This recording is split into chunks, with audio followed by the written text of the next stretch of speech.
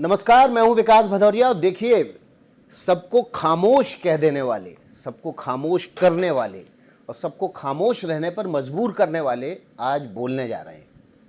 और ये इसलिए महत्वपूर्ण है क्योंकि उनकी बोली बातें कहीं ना कहीं असर तो करती हैं। हमारे साथ शत्रुघ्न सिन्हा हैं। शत्रुघ्न सिन्हा जी, आपका बहुत बहुत स्वागत है। Thank you Vikas, thank you very much. NDT का भी शुक्रिया और तुम्हारा भी बहुत बहुत शुक्रिया।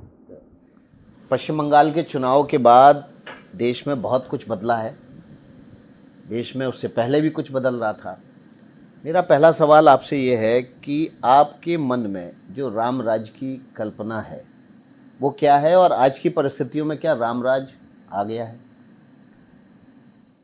अगर ये पहला सवाल है आपका कि मेरे अंदर क्या भावना है या क्या कल्पना है राम राज्य की, तो मैं तो वही कहूँगा जो आप कहते आए हैं और आप सुनते आए हैं कि सर्वधर्म समभाव, सांप्रदायिक सद्भावना, समाज में सुख शांति, वृद्धि, प्रसिद्धि, प्रगति और सब मिलजुल कर रहें, इंसाफ सबके लिए बराबर हो, सारे जितने इंस्टीट्यूशंस हैं देश के उनमें लोगों की आस्था बनी रहे, प्रभु में लोगों की आस्था हो। लेकिन प्रभु के नाम पे जो लोग मंदिर का निर्माण करते हैं, चाहे वहाँ कुछ काम करते हैं, प्रभु के नाम पे उनका राजनीतिकरण ना हो और प्रभु राम की मर्यादा का, मर्यादा पुरुषोत्तम राम कहे जाते हैं, जैसे उन्होंने आज तक कभी मर्यादा का उल्लंघन नहीं किया, यहाँ भी मर्यादा का उल्लंघन ना हो। और इसीलिए मैंने कहा जितनी संस्थाएं हैं, चाहे ईडी हो, पुलिस हो, आपका सीबीआई हो, कि इलेक्शन कमीशन हो या जुडिशरी हो, सब में लोगों का विश्वास रहे, बरकरार रहे, आस्था बनी रहे, यही मेरी कामना प्रार्थना है। तो आपकी बातों से ऐसा लग रहा है कि क्या टूट रहा है भरोसा लोगों का? देखिए, इंसाफ का होना और इंसाफ का होता हुआ दिखना दोनों बराबर का महत्व रखता है। पारदर्शिता होनी चाहिए। मैं अभी किसी जानता हूं कि आपसे बात कर रहा हूं, मैं कोई विशेष खास टीका टिप्पणी नहीं करते हुए मैं कहूँगा कि जो अभी हुआ है इन दिनों में, जिस तरह से एसआईआर का चक्कर हुआ, जिस तरह से बंगाल में लाखों वोट काटे गए, जिस तरह से पूरे देश में सेंट्रल एजेंसीज जो हैं, सारे देश के सेंट्रल एजेंसीज के हेड को ज़्यादातर आपने बंगाल बुला लिया चुनाव से पहले, वहीं पे से वो ऑफिस कर रहे थे। जिस तरह से देश के गृह मंत्री हमारे मित्र अमित शाह जी जिस तरह से जाके वहाँ बैठ गए बंगाल में, और जिस तरह से पूरे देश में 13 से लेकर 23 अफसरों का तबादला हुआ, 5 जगह चुनाव थे, बाकी 4 जगह, और बंगाल में सिर्फ 500 से ज़्यादा अफसरों का तबादला हो गया। गली गली में सेंट्रल एजेंसी बैठा दी। पूरे देश में आप कहते हो कि पूरे देश में जब चुनाव होता है तो सेंट्रल एजेंसी करीब करीब 3.5 लाख पूरे देश में भेजे जाते हैं। यहाँ सिर्फ बंगाल में, कलकत्ता में सिर्फ यहाँ पे करीब करीब 2.5 लाख सेंट्रल एजेंसी का फोर्स आपने वहाँ बिठा दिया। तो इससे क्या होता है, मैं नहीं कहता आप क्या गलत और क्या सही इस वक्त, लेकिन ये ज़रूर आप एक शक की गुंजाइश लोगों को चिंता दे देते हैं। चिंता का विषय बनता है कि ऐसा क्यों हो रहा है, क्या बाई हुक और बाई क्रुक का कोई चीज़ जीतना चाह रहे हैं? समाज में आप जाति के नाम पे, जात के नाम पे, मज़हब के नाम पे क्यों बांटना चाह रहे हो? क्या जो दूसरी जाति के हैं, जात के हैं, या आप दूसरे मज़हब के हैं, क्या वो हमारे परिवार के नहीं है? क्या भारत माँ की संतान नहीं है? वो भी तो हमारे भारत माँ की संतान है। अरे हम लोग पार्टीज और पॉलिटिक्स में अगर दूसरी विचारधारा को फॉलो कर रहे हैं, पर इससे तो कोई इनकार नहीं कर सकता कि हम भारत की समृद्धि चाहते हैं, भारत का विकास चाहते हैं, देश में एकता चाहते हैं, देश की अखंडता चाहते हैं। हमारे राह अलग अलग हो सकते हैं, लेकिन पॉलिटिक्स में भी सबकी मंजिलें एक हैं। लेकिन अगर ऐसा नहीं होता दिख रहा है तो लोगों को परेशानी होती है, चिंता होती है, लोगों को शक होता है। अभिषेक बनर्जी पे आरोप लग रहे हैं कि वो डिक्टेट करते थे, रूल करने की कोशिश करते थे, उनका रवैया एकदम हिटलरशाही था। कल्याण बनर्जी तक ने कह दिया कि ऐसे ट्रीट कर रहे हैं जैसे मैं उनका नौकर चाकर हूँ। क्या ये एक वजह थी कि लोगों ने कहा कि अब छोड़ना चाहिए टीएमसी? नहीं, बिल्कुल नहीं। ये तो मैं कई बार कहता हूँ, वो गाना सुना होगा आपने, जाना था मुझसे दूर, बहाने बना लिए। क्यों भाई? अभी याद पड़ा है कि अब अभिषेक बनर्जी की हिटलरशाही थी। हिटलरशाही तो अगर थी, तो आपको किसी सांसद ने, आप इतने लंबे समय तक टीएमसी में रहे, किसी सांसद ने नहीं कहा कि अभिषेक बनर्जी का व्यवहार अच्छा नहीं है? मुझसे तो व्यवहार ठीक ही था और लोग मुझसे व्यवहार तो ठीक ही रखते लेकिन हैं। बाकी सांसदों ने कभी शिकायत की हो? ऐसा नहीं मैंने सुना। ये होता था कि देखो उन्होंने क्या कहा है, बट हमने ऐसा अगर आप पूछे दिल से तो मैंने कभी नहीं सुना कि हमसे तो कह ही सकते थे। बड़े भाई के नाते एक सीनियर पढ़ा, छठा टर्म है मेरा, और ममता जी इतना मानती हैं, उन्होंने मुझे इतना मौका दिया और साथ दिया, उन्होंने सुख दुख की साथी बनी, तो उनका वो लीडरशिप में मैं आया, तो मुझसे तो कह ही सकते थे। इसीलिए तो कह रहा हूँ कि आज तक मुझसे किसी ने नहीं कहा। और अचानक या तो प्रलोभन के या लालच के डर से या भय या कईयों का कोई कांड होगा कोयला घोटाला में या किसी और चीज़ में, या उनका नाम होगा, ऐसे ऐसे बहुत सारे लोग डर के, प्रलोभन से, लालच से, घबराहट में, बौखलाहट में, और हार की बौखलाहट ऊपर से, नीम पे करेला, नो इसको सोने पे सुहागा तो नहीं कह सकते हैं। तो ये सब जब हुआ तो एक ने दूसरे को पटाया, दूसरे ने तीसरे को पटाया, ऊपर से हमारे आपको नहीं पटाया किसी ने? हमारे दोस्त लोग, भारतीय जनता पार्टी के बहुत सारे दोस्त, उनका निमंत्रण आया, उनका आमंत्रण, मैं नहीं बोलूँ, मैं शिकायत नहीं करूँगा उनकी भी इस वक्त, क्योंकि है तो हमारे दोस्त ही। मेरा लालन पालन तो भारतीय जनता पार्टी में ही हुआ है। मैं तो शुरुआत, आंखें खुली है राजनीति में तो सही मायने में भारतीय जनता पार्टी में ही खुली हैं। तो आपका अभी स्टेटस क्या है? अभी मैं भारतीय जनता पार्टी में नहीं हूँ। मैं भारतीय जनता पार्टी में 30 साल तक रह के बहुत प्यार से, पोलाइटली बट फर्मली मैं आ गया, और मैं ममता जी की विचारधारा से भी प्रभावित हूँ, ममता जी की सादगी से, ममता जी के नेतृत्व से। मैं ममता जी को बहुत मानता हूँ, ममता जी का साथ दे रहा हूँ और ममता जी का साथ दूंगा। मेरे अंदर फिलहाल ऐसा कोई भाव नहीं है, कोई ऐसा इरादा नहीं है। आपने कहा फिलहाल? हर चीज़ तो फिलहाल पे ही होती है ना विकास। आप भी अभी बात कर रहे हैं मुझसे, फिलहाल आपने काला कोट पहना हुआ है, तो ज़रूरी तो नहीं कि कल भी काला कोट पहनेंगे, ऐसा मौका आ सकता है। लेकिन क्या मौका आएगा, क्यों मौका आएगा, कब मौका आएगा, इस पे तो आप और हम अभी नहीं। मंदिर बनने के बाद आप दर्शन करने गए? मंदिर बनने बने गया, लेकिन राम मंदिर के निर्माण में आपने चंदा दिया? नहीं, चंदा नहीं दिया भाई। जब मैं तो संघर्ष में था उस वक्त, आडवाणी जी को जो गुरु मानता था, लेकिन मैं वहाँ मंदिर के निर्माण के वक्त में, या जब वो आंदोलन के पीक पे था, पराकाष्ठा पे था, उस वक्त तो नहीं था मैं। लेकिन मैं कई बार इनकी सभाओं में गया थे, और हम लोग भी कहते थे कि हाँ, एक मंदिर का निर्माण अवश्य। अभी राम मंदिर के चंदे में, चढ़ावे में चोरी की खबर आ रही है, 8 लोगों पर FIR हो गई है। चंपत राय ने, अनिल मिश्रा जो कि ट्रस्ट के सदस्य हैं, उन्होंने इस्तीफा दे दिया है। ये कहा जा रहा था कि यही सब कुछ देखते थे, लेकिन जिम्मेदारी तो पूरे ट्रस्ट की बनती है। पूरा ट्रस्ट बदलने की ज़रूरत है क्या?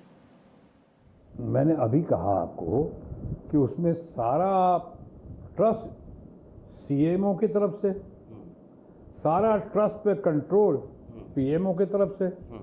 लोग इतना कहते हैं, बड़े अच्छे आदमी हैं, नेक आदमी होंगे हमारे निरपत मिश्रा जी, नृपेंद्र मिश्रा, नृपेंद्र मिश्रा जी।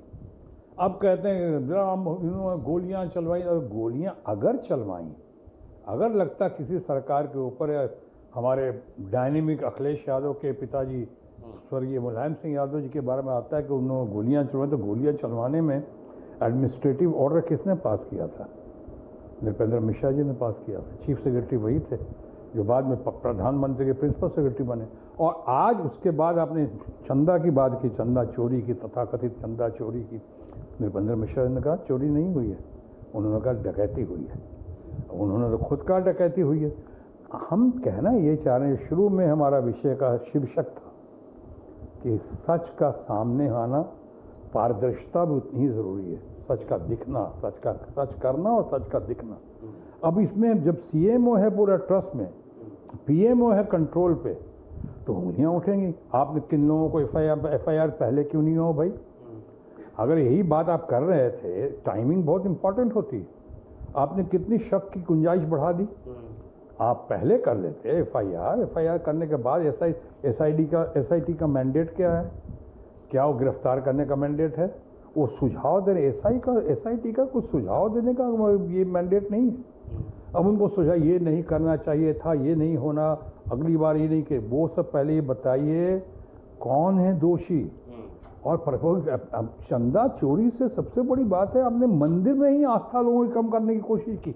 जिन लोगों ने किया, जब पकड़े गए, हो सकता है और जगह भी होता हो, लेकिन यहाँ जब पकड़ा गया है तो इसकी साफगोई से मैं कह सकता हूँ कि ये बहुत बड़ा जोल्ट लोगों के दिलों में इसका सामाजिक तौर पे और सबसे ज़्यादा राजनीतिक तौर पे बहुत गहरा असर पड़ रहा और पड़ता हुआ दिख रहा है। ममता बनर्जी ने कभी आपको कहा जब सांसद पार्टी छोड़ के जा रहे थे कि आपका क्या विचार है, आपको भी जाना है तो जाओ? नहीं, ये नहीं कहा। हाँ, ये ज़रूर कहा जब उन्होंने इमोशनल हो गया, जब उन्होंने मेरा बयान देखा, सुना, पढ़ा। और मैंने एक बार भी उन्होंने फ़ोन किया आपको? फ़ोन से बात हुई, वेरी टच। मैंने उनको कहा, ममता जी, क्योंकि मुझको पूरा विश्वास था आप पे कि आप कभी ऐसा नहीं करेंगे, बहुत पूरा विश्वास था। हमने कहा, ममता जी, मेरा तो 3 लाइन व्हिप है, 3 लाइन व्हिप है मेरा अपना, और आपको ही बता रहा हूँ। और वो 3 लाइन व्हिप ये है कि मैं हर घड़ी में, और ख़ासकर इस दुख की घड़ी में, मुसीबत की घड़ी में, मैं ममता जी के साथ हूँ, ममता जी के साथ था और ममता जी के साथ ही रहूँगा। उन्होंने कहा, थोड़ी इमोशनल तो हुई ज़रूर, थोड़ा। उन्होंने कहा कि I am very very very proud of you, I am very proud of you. तो अच्छा लगा मेरे लिए, वही उनके वचन होती है, वही वाणी, बस बहुत बढ़िया। ये देखिए, अभी जो लोग कर रहे हैं, आप कह रहे हैं, जो अपोजिशन में जो गए हैं, और opposition with in opposition create कर दिया है जिन्होंने, यानी अपोजिशन में जो अभी अपोजिशन में है देश में, ये लोग गए यहाँ पे, यानी अचानक जो आपने कहा कि अभिषेक बनर्जी का नाम ले रहे हैं भाई, अरे आपको 1 महीना पहले तक तो किसी ने नहीं कहा मुझसे, किसी ने उनसे नहीं कहा। पहले तो अभिषेक की बड़ी तारीफ करते थे, उन्हीं का सुन के मैंने भी कहा कि हाँ, डैशिंग डायनेमिक है। कहते बड़ा डैशिंग है, बड़ा डायनेमिक है, कितना अच्छा पार्लियामेंट में बोला था, उसने स्पीच दिया था पिछली बार जिसकी बहुत तारीफ हुई थी अभिषेक बनर्जी की, तो बोलते वाह, गजब की ओरेटरी है उसकी। हाँ, सब कहते थे कि हमारा दादा इतना बढ़िया लगता है, हमारा बढ़िया, हमारा सेक्रेटरी जनरल नहीं, सही माने में हमारा जनरल है अभिषेक बनर्जी। वो जनरल वाला रूप दिखाया अभी इस धक्कम धुक्की मार पीट में, दंगा फसाद में, अंडे फेंकने के चक्कर में अच्छे बाहर नहीं निकले, अभिषेक बाहर निकले। जी, अब उत्तर प्रदेश में चुनाव होना है, अखिलेश यादव हम ठोक रहे हैं, ये भी कहा जा रहा है कि अखिलेश, मायावती, कांग्रेस, ओवैसी सब इकट्ठे हो जाएं तो बीजेपी को हराया जा सकता है। क्या वक्त आ चुका है कि पूरे विपक्ष को एकजुट होने की ज़रूरत है? और अगर एकजुट होने की ज़रूरत है तो किसको लीड करना चाहिए? पहले लीड पे आ जाऊं। लीड पे जिसकी संख्या बल सबसे ज़्यादा होगी वही लीड करेगा। अब उत्तर प्रदेश में अगर लीड करने की बात है तो उत्तर प्रदेश में लीड करेंगे हमारा बहुत सम्मानीय माननीय डैशिंग डायनेमिक ज़बरदस्त हीरो ऑफ उत्तर प्रदेश अखिलेश यादव करेंगे। लेकिन कांग्रेस तैयार नहीं है, कांग्रेस कहती सबसे बड़ी पार्टी हम है। वो नेशनल सीन पे ठीक बोल रहे हैं, हम, मेरा भी कहना है संख्या बल के आधार पे सबसे बड़ी पार्टी वो है, लीडर द ऑपोजिशन। जिस राज्य में जिसकी भारी संख्या उसका नेतृत्व हो, राज्य में जिसका, हम मान लिए बिहार में आप जाते हैं, एक बात कहते हैं तो बिहार में या तो अगर आप किसको भार देंगे, आप प्रशांत किशोर को देंगे, सबसे बढ़िया, सबसे विजनरी, सबसे तगड़ा तो वही दिखता है, भले वोट से कम मिला है या कम दिलवाया गया उसको, लेकिन आप तेजस्वी यादव है, बढ़िया है, वहाँ पे कर रहा है, अपने इन्हीं लोगों में से आप चुनेंगे ना तो वहाँ पे।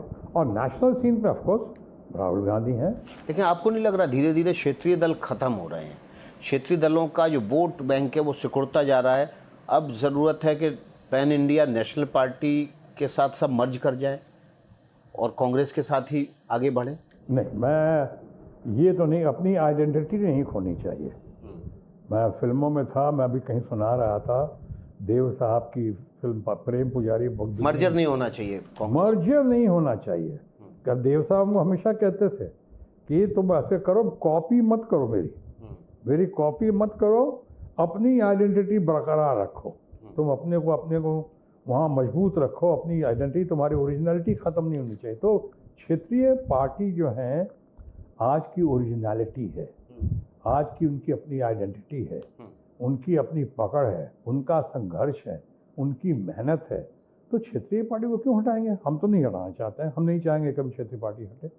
उनका जैसे सोसाइटी में समाज का मुखिया होता है, पंचायत सिस्टम होता है, उसी तरह स्टेट में देखो, स्टेट में क्षेत्रीय पार्टी जितना कर रही है, नेशनल पार्टी उतना आप नहीं करेंगे। डिसेंट्रलाइज तो करना चाहिए ना आपको। और नेशनल पार्टी का जहाँ तक सवाल है, हम ज़रूर चाहेंगे, मर्जर तो हम नहीं चाहेंगे, मर्जर हम नहीं चाहेंगे, लेकिन हम ज़रूर चाहेंगे कि ये लोग मिलजुल के लड़े। बिल्कुल, चाहे ममता जी हैं, ममता जी ने तो कदम बढ़ाया है और लोगों ने सुना है कि कांग्रेस ने बहुत सराहा है। एक आखिरी सवाल आपसे लूँगा, अगर प्रधानमंत्री नरेंद्र मोदी आपको फ़ोन करें या आपको मिलने बुलाएं और कहें कि शॉटगन बहुत हो गया, घर आ जाओ वापस,